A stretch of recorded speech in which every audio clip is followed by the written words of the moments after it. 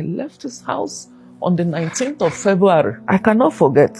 So he called me, I picked. My siblings said I should pick. I picked. He said, how did you escape me? That was his question. He asked you how you escaped him? Yes. He said, how did you escape me? Under my nose, you were... He spoke in Igbo. I told him it's God, it's Jesus, and cut the phone. Things started happening to me. First of all, I started selling my property. I sold Juto. I sold empty plots. I was selling. When I finished selling, until today, I can't account for the money. Hectares of land at Piakasa. I sold it. I began to go through. The point in my life, if I go to sleep, I'll be battling crocodiles. And one came with his face. One of the crocodiles? I so battled to stay alive. Then at a point, I started bleeding. I was at work. I felt like using the loo. So I went to use the loo. When I finished, it was as if urine wasn't stopping. It didn't stop. I thought it was urine. So I said, why is urine not stopping? And I turned and looked. It was blood. It was blood. It was blood.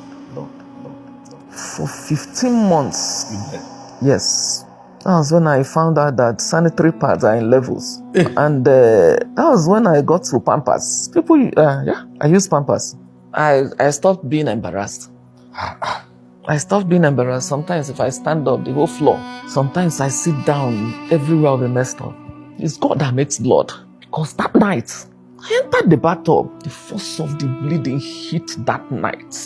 It was even coming out with blobs. So some of the blobs blocked the vents. And the pain, electric shock to go from my head.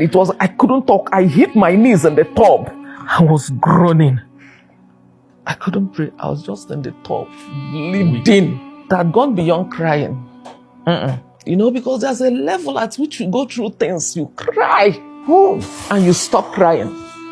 I know that I turned. After dealing with numerous pastors up and down, I turned and said, this thing will not take me. This thing will not take me. Yes. I will not die for an idiot now.